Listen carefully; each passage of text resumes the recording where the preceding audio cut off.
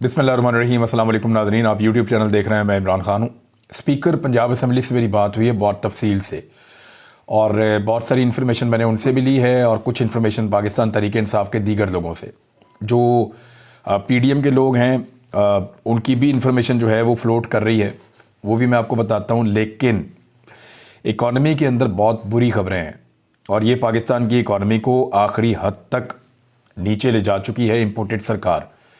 तवज्जो ना पाकिस्तान के इदारे इस तरफ दे रहे हैं, ना पाकिस्तान की हुकूमत इस तरफ दे रही है, और कोई इसमें झांक कर देखने को तैयार नहीं है कि पाकिस्तान की इकॉनमी की हालत क्या कर दी है इस इम्पोर्टेड सरकार ने। 300 अरब रुपए की जो पेट्रोलियम लेवी का जो शॉर्टफॉल है, उसका खदशा बहुत बड़े पैमाने पर पैदा हो गया। इन्होंने वादा किया था IMF से कि 300 अरब रुपए की मज़ीद पेट्रोलियम लेवी ये हासिल करेंगे, पाकिस्तानी शहरियों की जेबों में से निकलवाएंगे। अब उसमें जो है वो शॉर्टफॉल का खदशा पैदा हो गया। इंटरनेशनल मॉनिटरिंग फंड IMF ने लेवी की मद में 300 अरब रुपए का जो शॉर्टफॉल पूरा करने की हिकमत अमली है वो मांगी है वजारत ख़जाना से कि आप ये हमें दें, और इनके पास कोई प्लान नहीं है। यानी जो टोटल कहा गया था वो ये कहा गया था कि 850 अरब रुपए की लेवी की मद में हासिल करने का एक मुआहदा किया था, यानी 850 अरब रुपए पेट्रोल की कीमत के ऊपर इजाफी लिए जाएंगे पाकिस्तान के शहरियों से। ये मुआहदा किया था पाकिस्तान की हुकूमत ने IMF के साथ। ताहम 850 अरब रुपए पेट्रोलियम डेवलपमेंट लेवी का हदफ हासिल ना होने का खदशा है और इसमें 300 अरब रुपए डाउन जा रहे हैं। जबकि एक और खबर के मुताबिक ये जो दिसंबर का महीना है, इसमें जो टैक्स कलेक्शन हो रही है पाकिस्तान में, क्योंकि लगातार पाकिस्तान अपने अहदाफ टैक्स कलेक्शन के पूरे नहीं कर पा रहा। पिछले साल अगर आप मेरे वीलॉग्स निकालें तो उनमें हम आपको ये खुशखबरी सुनाते थे हर महीने कि इन 3 महीनों के बाद या इस महीने के अंदर या अगले आने वाले चंद महीनों में ये टारगेट है। तो हम आपको बताते थे कि पाकिस्तान ने अपने टारगेट से ज़्यादा टैक्स कलेक्शन के अहदाफ पूरे किए हैं। हम आपको हर महीने ये बता रहे होते थे, और इस पर इमरान खान साहब के बाकायदा ट्वीट्स मौजूद हैं। 1 साल पुरानी बात है जिसमें वो मुबारकबाद दे रहे थे अपनी FBR की टीम को कि उन्होंने अपने टैक्स कलेक्शन के अहदाफ ना सिर्फ पूरे किए बल्कि उनको क्रॉस किया। एक पीछे साल था कामयाबियों का साल, और अब साल है नाकामियों का साल। अभी भी जो है वो टैक्स कलेक्शन का जो टारगेट है, सिर्फ दिसंबर के महीने में 250 से 300 अरब रुपए जो है वो नाकामी का खदशा पैदा हो गया है। अभी ये दिसंबर का महीना खत्म होने लगा है तो कम से कम 250 अरब रुपए का नुकसान होगा या खसारा होगा। ज़्यादा से ज़्यादा ये 300 अरब रुपए और इसके आसपास भी हो सकता है। देखिए, अगर ये हो जाता है ना, और IMF भी पाकिस्तान को पैसे नहीं देता, क्योंकि IMF को मुतमईन करने में इसहाक डार मुकम्मल तौर पे नाकाम हो चुके हैं। IMF को आदत है बातचीत करने के लिए कि वो इकोनॉमिस्ट के साथ बात करते हैं जो मईशत दान होते हैं। इसहाक डार मईशत दान नहीं है, वो अकाउंटेंट हैं, और वो अदादुशुमार की बात करते हैं। तो IMF को इसहाक डार की समझ नहीं आ रही और इसहाक डार को IMF की पहले ही समझ नहीं थी। तो इसकी वजह से एक बड़ा खौफनाक गैप पैदा हो गया है। जब तक इसहाक डार साहब अपने आप को मईशतदान समझते रहेंगे और वो मईशत चलाने का काम करते रहेंगे, पाकिस्तान के उभरने के इम्कानात बहुत कम है। खजाने के अंदर पहले ही 6.1 अरब अमरीकी डॉलर्स बचे हैं, और पाकिस्तान अंदरूनी तौर पे भी पैसे इकट्ठे करने में नाकाम हो गया। वो इसलिए कि पाकिस्तान ने 2 मरतबा कोशिश की है, नवंबर और दिसंबर में, कि पाकिस्तान इन्वेस्टमेंट बॉन्ड्स की ऑक्शन की है पाकिस्तान ने 2 मरतबा। एक पाकिस्तान ने की है 29 नवंबर 2022 को, और फिर लगभग 3 हफ्ते के बाद 21 दिसंबर 2022 को।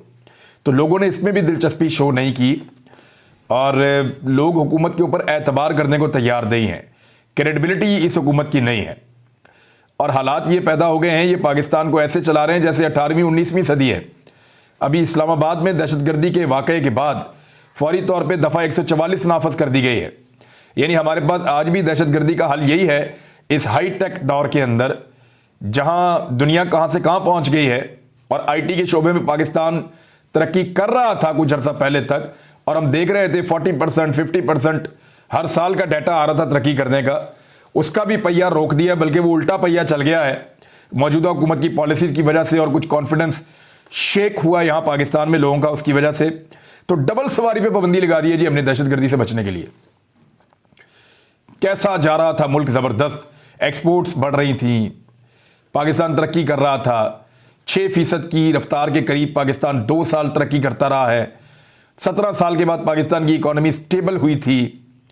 पाकिस्तान दुनिया डॉलर नहीं भेज रही थी, डॉलर का फ्लो नहीं हो रहा था, फिर भी इकॉनमी खड़ी हो रही थी, इंडस्ट्री बढ़ रही थी, चीज़ों की पैदावार में इजाफा हो रहा था, अजनास की पैदावार में इजाफा हो रहा था, एक्सपोर्ट्स पाकिस्तान की बढ़ रही थी, पाकिस्तान के ज़र मुबादला के ज़खायर बढ़ रहे थे, पाकिस्तान के खसारे कम हो रहे थे, कर्जे रिकॉर्ड इमरान खान साहब के दौर में उतारे गए हैं।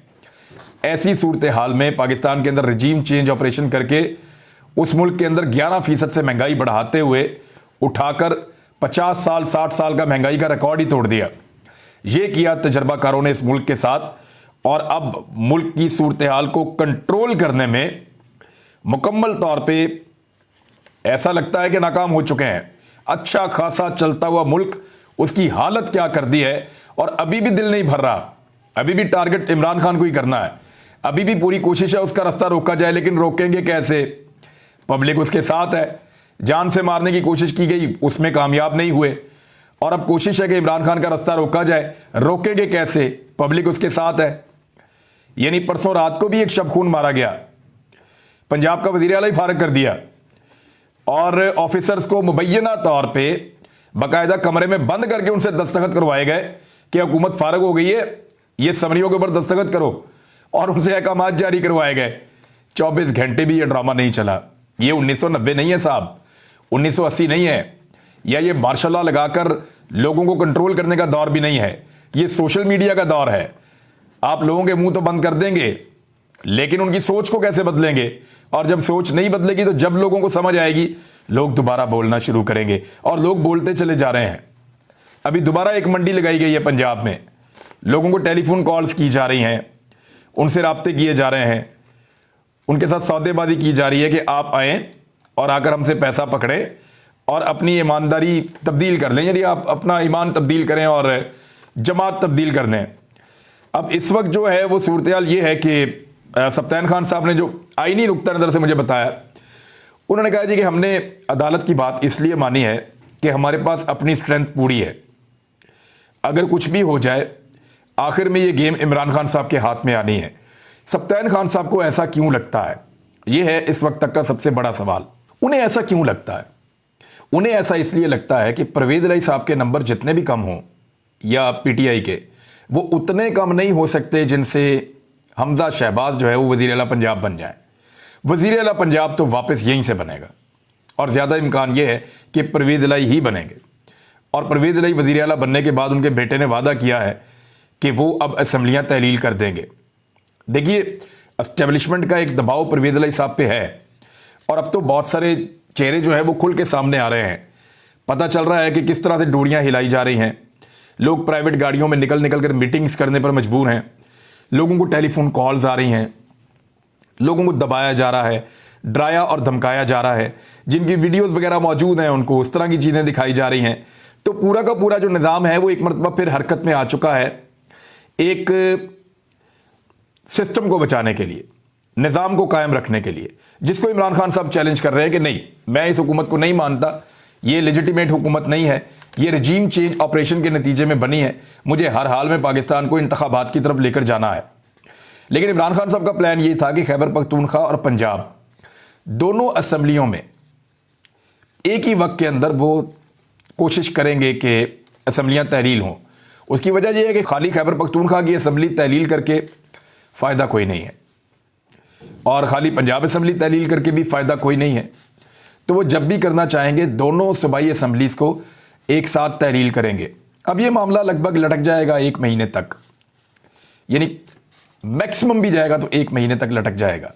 और ये मामला अगर इतना लटक जाता है तो फिर रमज़ानुल मुबारक के बाद इंतखाबात होंगे। पाकिस्तान तहरीक इंसाफ की ये जो ख्वाहिश थी कि रमज़ानुल मुबारक से पहले इंतखाबात हों, वो पूरी नहीं होगी। अब ज़रा ऑप्शंस देख लें जो मेरी बात हुई है सप्तान खान साहब से। वो एक तो जो वज़ीर आला के ख़िलाफ़ अदम एतमाद की तहरीक है वो वापस ले ली है अपोजिशन ने, पीडीएम ने, और वो इसलिए वापस ली है कि उनके पास वोट पूरे नहीं हैं। ये उन्होंने अपना शिकस्त का एतराफ़ किया है। अगर उनके पास वोट पूरे होते तो वो अदम एतमाद की तहरीक कभी भी वापस ना लेते। उन्होंने बहाना ये बनाया कि क्योंकि वज़ीर आला को फारिग कर दिया गया है, लिहाजा हमें अदम एतमाद की तहरीक की अब ज़रूरत नहीं है।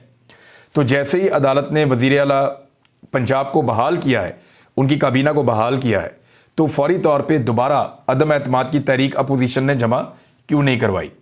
वो इसलिए नहीं करवाई कि सप्तान खान उसके ऊपर कार्रवाई शुरू करवा देंगे और फिर अपोजिशन को कहेंगे कि लेकर आओ अपने बंदे 186 पूरे करो, और वो उनसे कभी भी नहीं होंगे।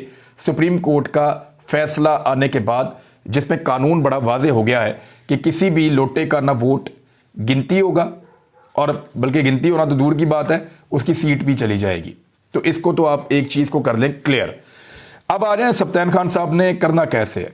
उन्होंने कहा जी एतमाद के वोट के ऊपर हम सबसे पहले काम करेंगे कि परवेज इलाही साहब एतमाद का वोट हासिल करें। परवेज इलाही साहब एतमाद का वोट हासिल करेंगे, उसके बाद की बात है कि vote of no confidence speaker और डिप्टी स्पीकर का जो पेंडिंग पड़ा हुआ है वो मामला उसके बाद होगा। और बकौल स्पीकर के ये उनकी सवाबदीद है कि वो कौन से वाले मामले को पहले टेकअप करना चाहते हैं। तो देखिए, सबसे पहले जो चीज़ मूव हुई थी वो गवर्नर ने कहा था कि एतमाद का वोट लें। गो कि गवर्नर एक इजलास के दौरान आईनी तौर पे दूसरा इजलास नहीं बुला सकते, लेकिन क्योंकि अदालत ने अब एक हुक्म दे दिया है और उस हुक्म की पाबंदी के लिए गारंटी भी दे दी है, पंजाब की हुकूमत ने एक अपना आईनी हक भी सरेंडर कर दिया है। मुझे लगता है नहीं करना चाहिए था, एक अच्छी मिसाल कायम नहीं हुई पाकिस्तान की सियासी हिस्ट्री के अंदर, लेकिन फिलहाल उन्होंने अपना एक आईनी राइट सरेंडर कर दिया है। अब इसके अंदर होगा क्या? इसके अंदर दो चीज़ें होंगी ना, या तो परवेज इलाही नाकाम हो जाएंगे या कामयाब हो जाएंगे। अगर परवेज इलाही नाकाम हो जाएंगे तो फिर दोबारा इंतखाबात होंगे। दोबारा इंतखाबात होंगे तो हमजा शहबाज अपने नंबर पूरे नहीं कर पाएंगे, वो दूसरी तरफ के नंबर कम करने की कोशिश करेंगे। मिसाल के तौर पे वो कोशिश करेंगे कि काफ लीग के और पीटीआई के दोनों के मिलाकर कुछ 15 के करीब बंदे गायब हो जाएं, वो मौजूद ही ना हो, और हमजा शहबाज के अपने पूरे के पूरे 180 बंदे आ जाएं। और ये जो अलायंस है इसमें आज़ाद उम्मीदवार भी हैं, राहे हक पार्टी भी है, पीपल्स पार्टी भी है, PMLN भी है, यानी इनके सारे बंदे आने चाहिए, और दूसरी जानिब कम से कम को 11-12 बंदे उनके गायब हो जाने चाहिए। तो इस तरह हमजा शहबाज के रन ऑफ इलेक्शन के अंदर तीसरे मरहले में जाकर वजीर आला बनने के इम्कानात खड़े हो जाएंगे। लेकिन जो लोग अपनी पार्टी को दगा देंगे, धोखा देंगे, उन लोगों को हटा दिया जाएगा और फिर दोबारा इलेक्शन होंगे, और जब दोबारा इलेक्शन होंगे डिफेक्शन क्लॉज लगने के बाद, तो फिर दोबारा से स्ट्रेंथ बढ़ जाएगी पाकिस्तान तहरीक इंसाफ की। तो हमजा शहबाज अगर वज़ीर आला पंजाब बन भी जाएं तो बमुश्किल 2 महीने निकाल पाएंगे, इससे ज़्यादा नहीं निकाल पाएंगे।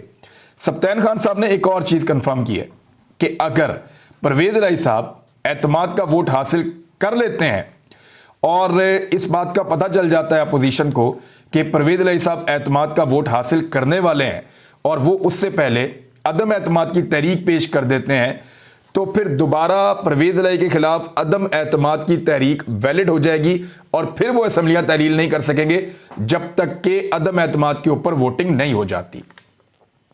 मैक्सिमम 5 दिन और खींचा जा सकता है, इससे ज्यादा हो नहीं सकता। और सप्तान खान साहब कह रहे हैं, वो फिर मेरी सवाबदीद है कि मैं कौन सी चीज को पहले टेकअप करता हूं और कौन सी चीज को बाद में टेकअप करता हूं। ये सप्तान खान साहब कह रहे हैं क्योंकि स्पीकर वो हैं पंजाब असेंबली के, उनके पास अपने कुछ इख्तियारात हैं जिनको वो कह रहे हैं कि ये एक्सरसाइज करने का वक्त है और मैं करूंगा। अब इस मामले को मैक्सिमम कितना खींचा जा सकता है, यानी मैंने जब ये पूछा सप्तान खान साहब से तो उन्होंने कहा कि दिसंबर में तो नहीं, अब ये जनवरी के अंदर होगा। यानी अब 23 दिसंबर था आज, आगे ये क्रिसमस आ रही है, उसके बाद न्यू ईयर की एक्टिविटीज़ वगैरह आ रही हैं, अदालतों में भी छुट्टियों पे अदालतें भी जा रही हैं।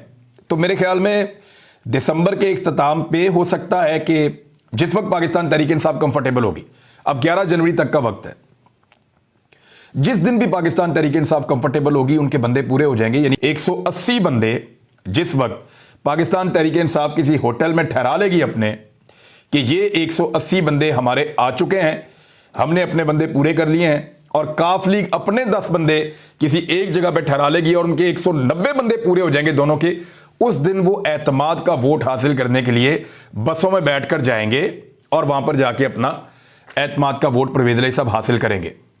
उस वक्त जो अपोजिशन है वो अदम एतमाद की तहरीक जमा करवा देगी।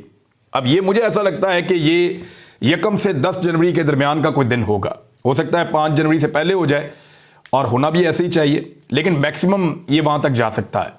और उसके बाद अगर अदम एतमाद की तहरीक आई होगी तो अगले 3 दिन के अंदर अंदर या 4 दिन के अंदर अंदर 15 जनवरी से पहले पहले स्पीकर पंजाब असेंबली अदम एतमाद पर वोटिंग के लिए भी कह सकते हैं अपोजिशन को, और उसमें तो वो 100% नाकाम होंगे, कामयाबी के तो इम्कान उसमें है ही नहीं, क्योंकि अगर यहां नंबर पूरे हैं तो फिर वहां नंबर कभी भी पूरे नहीं हो सकते।